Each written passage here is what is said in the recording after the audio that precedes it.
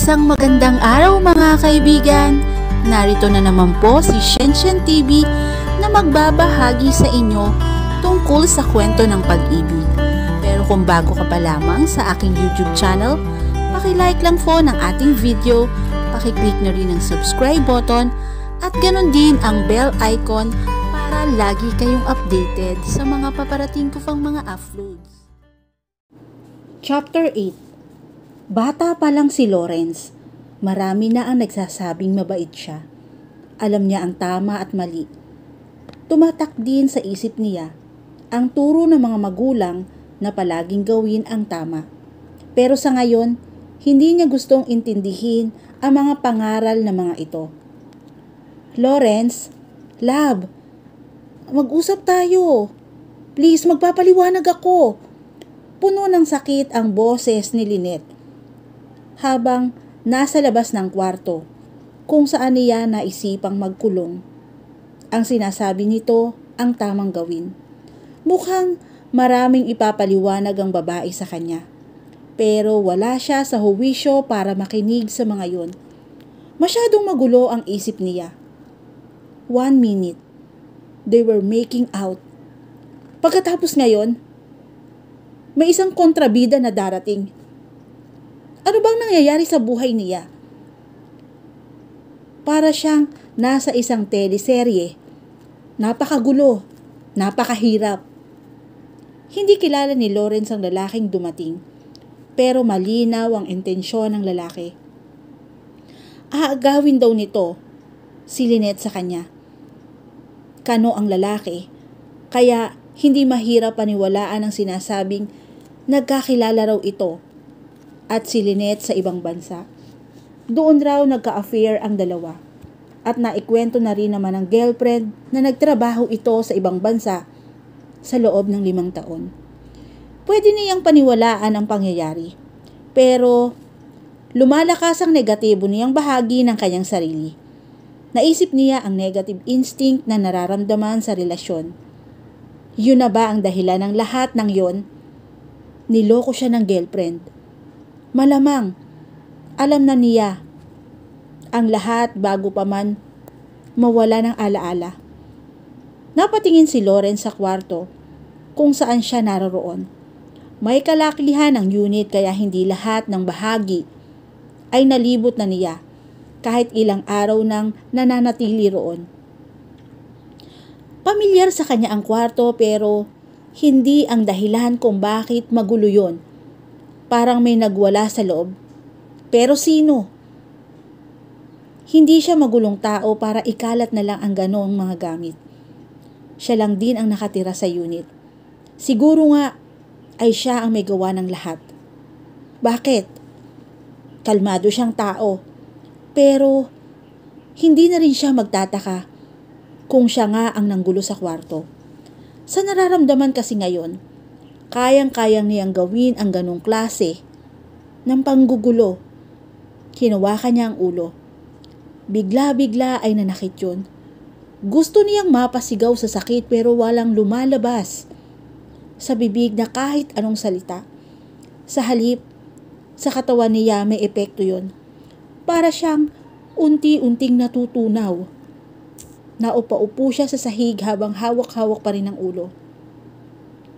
Pumikit si Lawrence na parang sa pamamagitan niyon ay mawawala ang sakit ng ulo.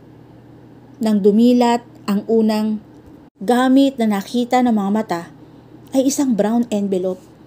Parang may bumibilyang lumitaw sa isip niya. The brown envelope was very familiar. Maya-maya ay biglang naglabasan ang mga eksena sa isip ni Lawrence. Si Lynette at ang lalaking nasa pinto kanina ang nasa picture. Si Nael. Damn you, Lynette. I'm still your present or already the past to you. Sa pagkakataong yon, napasigaw na siya. Hindi na niya nakaya ang sakit at sa pagsigaw ay unti-unti na rin siyang nawala ng malay. I wish you are with me here alone. Depressed. Ang salitang yon ang agad na pumasok sa isip ni Lawrence habang kausap si Lynette. Punong-puno ng lungkot ang boses ng girlfriend.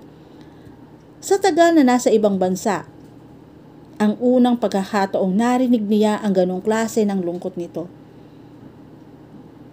Nahahawa siya kung alam lang ng babae kung gaano niya kagustong umuwi rin ito. Napakahirap ng sitwasyon nila. Pero naiisip niya na hindi na makakatulong kung ipapakita kay Lynette na mahirap din para sa kanya ang lahat. I wish that too. Pero intindihin na lamang natin ang sitwasyon. Nag-aaral pa ang bunsong kapatid mo. Isa pa, may masama bang nangyari dyan? Akala ko bumalik uli si Nael. Hindi pa ba kayo gumagala? Nagulo lalo ang itsura ng mukha ni Lynette nang mabanggit ang naikwento nitong kaibigan. Masaya siya at nakahanap ng malapit na kaibigan ang girlfriend kahit lalaki yon. Nagtitiwala siya ng gusto kay Lynette kaya hindi siya natatakot. Minsan na rin niyang nakausap si Nael. Mabait ang lalaki.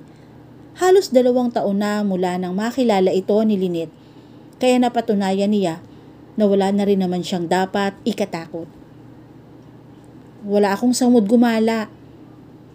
Ikaw ang gusto kong makasama at hindi si Nael. Pinilit niyang huwag magpaapekto sa lungkot ni Lynette. Pinayapa niya ang girlfriend. Mas dinoble niya ang effort na pasayahin ito kaysa sa dati. Pero nang matapos na silang mag-usap, doon niya inilabas ang frustration. Napaiyak din kasi siya. Miss na kasi niya ang girlfriend. Bigla siyang nag-isip. Kailangan niyang magdesisyon. Magiging unfair kay Lynette kung pipilitin niyang umuwi ito o magbakasyon man lang. May responsibilidad pa rin ang babae sa pamilya. Kulang pa kasi ang ipon nito para masecure ang pamilya. Pero siya, wala siyang problema. Malaki rin ang kanyang ipon. At binabalak na nga niyang magpatayo ng sarili nilang bahay. Kung gugustuhin din ng girlfriend na magbakasyon siya sa Canada, ay mapapagbigyan niya ito. Sa susunod na pag-uusap, sinabi niya na balak pero nagulat siya sa naging reaksyon ni Lynette. Kung todo ang iling nito. Bakit mo gagawin yon? Isa pa, hindi kita makakayang ma-accommodate dito sa Canada. Why? Akala ko ba mabait si Mr. Smith? For sure, maiintindihan niya ang, oo, pero nakakahiya. Nagkibit balikat siya. Fine, magpapabook na lamang ako sa hotel. Nagprotesta pa rin si Lynette at ipinaparamdam na hindi siya kailangang pumunta sa Canada. Gusto siyang makasama ng girlfriend, pero ngayon, willing na siyang mag-adjust. Ayaw naman ito. Opposite ang sinabi ni Lynette sa ipinaparamdam sa kanya noong nakaraang pag-uusap nila, kaya naguguluhan siya bigla. I'm sorry. It's just that. Hindi ko lang gusto na mag-abala ka pa para pumunta dito, love. Magastos yun. Pero miss na kita. Miss na natin ang isa't isa. Hayaan mo kong gawin to. Pero hindi pa rin pumayag ang babae. Nasaktan si Lawrence. Bakit ganon? Para din naman sa kanila ang ginagawa nila. Para din kay Lynette. Hindi niya ito sisisihin sa mga gastusin. Bukal sa loob niya ang pagpunta. At ano ba ang pera kumpara din yon sa kasiyahan nila? Dapat maging masaya pa ang girlfriend. Buong linggo niyang iniisip kung ano nga ba ang problema. Nakakaloko kasi ang relasyon nilang dalawa. Hindi tuloy niya maiwasang magduda. Parang may itinatago kasi si Lynette. Nang makabalik sa San Diego compound, bumulaga kay Lawrence ang isang brown envelope na galing sa Canada. Nasagot ang lahat ng kanyang tanong sa pamamagitan ng mga picture na ipinadala ng kung sino man na hindi na niya pinagkakabalahang tignan pa. Ibinalik niya ang mga picture sa envelope. Inihagis na lamang niya basta sa sahigang envelope.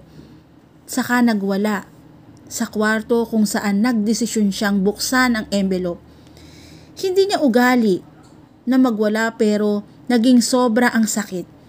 Kaya naman pala hindi siya gustong papuntahin ng girlfriend sa Canada. Lynette was having an affair with Nael. Sino may karelasyon na papayag na magpahalik sa isang kaibigan? Sa pisngi lang ang halik pero maganda ang ngiti ng girlfriend. Mukhang masaya pa ito sa ginagawa ng lalaking yun. At sa Las Vegas, walang naikwento sa kanya ang girlfriend na pumunta ito sa lugar na yon. Durog na durog ang kanyang puso. Masakit isipin na sa kabila ng lahat, hindi pa rin pala siya magiging sapat kay Lynette. It was hell. But he tried to move on by working. Hindi kasi nag-o-online ang girlfriend ng weekend na yon para makumpronta sana niya. Hindi na rin niya nagtangka nakausapin ito dahil sa sakit. Hindi gumagana ang matinding bahagi ng isip niya. Kaya nang nag-collapse ang site at alam na nasa bingit siya ng kamatayan, hindi na siya kinabahan o natakot. Sa ginawa ng girlfriend, parang pinatay na rin siya nito. Natagpuan ni Lynette na walang malay si Lawrence sa kwarto. Dahil sa gulat at takot, nagpatulong siya sa mga kapitbahay na dalhin sa ospital ang boyfriend. Habang ine-examine ng mga doktor ang wala pa ring malay na si Lawrence, tinawagan niya si Tita Leticia. Eksakto namang paluwas ng Maynila ang ina ng boyfriend dahil bibisitahin sana niya ang kanyang anak. Mabilis na nakarating ang matandang babae sa ospital. Halos kararating lang nito nang sabihin ng doktor na gising na si Lawrence. Pero dahil ang hinahanap ay ang kamag-anak, nauna si Tita Leticia na makapasok sa kwarto kaysa sa kanya. Gustuhin man niya pero ibinili ng doktor na hanggang maaari limitahan ang bisita ng boyfriend. Nasa masela ng kondisyon daw kasi si Lawrence. Matagal siyang naghintay hanggang sa lumabas si Tita Leticia. Natutulog na siya, Lynette. Tumango siya. Okay lang po. Gusto ko po siyang makita at makasama. Nakausap niyo po na po ba siya? Kumusta na raw po ang pakiramdam niya? Tinititigan siya ng ginang at tumango. Pero makikitang puno ng pag-aalinlangan ang mukha nito. Maayos na ang lahat sa kanya. Nakakaalala na siya, Lynette. Naalala ka na niya. Nanlaki ang mga mata niya. Napahawak din siya sa bibig dahil sa pagkagulat. Then that is good news. Umiling ang matandang babae. Hindi para sa iyo, Lynette. Dahil sa mga naalala niya, sinabihan niya ako na huwag ka muna raw pabisitahin sa kanya. May sinabi siya ng mga picture. Picture? Huminga ito ng malalim. Sinabi niya sa akin na nagka-appear ka raw sa Canada, Lynette. Affair? Parang nawala ng hangin ang paligid niya. Maya-maya ay may mga naalala siya. Picture? Affair? Damn you, Nael. Ayokong maniwala, Lynette. Pinagkatiwalaan kita. Nakilala na kita at alam kong mahal mo ang anak ko. Pinatunayan mo lalo noong bumalik ka dito. Hindi mo siya iniwan. Inalagaan mo siya. Pero ano nga ba ang totoo? Ayokong isipin na napuruhan ang utak ng anak ko. Maayos si Lawrence at kilala ko ang anak ko. Hindi niya ugali na magsinungaling. Napaiyak na lamang si Lynette. Alam niya na nagmukha siyang gulay sa ginawa. Pero hindi pumasok sa isip niya na posibleng mangyari yon. Napakasakit. Sinabihan ko siya na pakinggan ang side mo para magkaintindihan kayo. Pero hindi pumayag si Lawrence. Hindi pa raw niya kaya. Intindihin na lamang muna natin ang desisyon ni Lawrence. Nagkakanda bulol-bulol na sabi ng kanyang tita. Kaka-recover lang niya. Nasa maselan pa rin siya na kondisyon. Wala siyang nagawa at tumango na lamang. Nagpaalam siya kay Tita Leticia na babalik na lamang sa araw na handa nang makinig si Lawrence. Aabisuhan na lamang daw siya ng matandang babae. Bumalik siya sa unit nila ni Lawrence sa San Diego compound. Ipapahinga na muna niya ang lahat. Masyadong nakakapagod ang mga nangyari, lalo na ngayong araw. Gusto niyang umasa na magigising si Lawrence na magiging maayos ang lahat. Pero kabaliktaran ang nangyari. Maiintindihan siya ni Lawrence. Siguro ay nabigla lamang ito. Pero masakit pa rin sa kanya ang pakiramdam na nasaktan ng lalaki. Ang akala nito ay sinaktan niya ito. Pero nawala agad ang salitang pahinga sa isip niya nang makarating sa compound.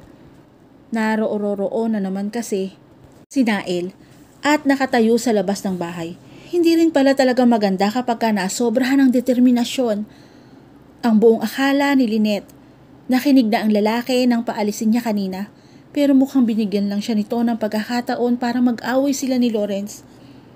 Alam ni Nael na hindi siya makukuha nito. Alam ng lalaki na may boyfriend na siya, but he was desperate. A desperate man. Naningkit ang mga mata ni Lynette. Saka tumulo rin ang luha. Napakawalang hiya mo. Napakawalang hiya mo. Paulit-ulit na wika nito.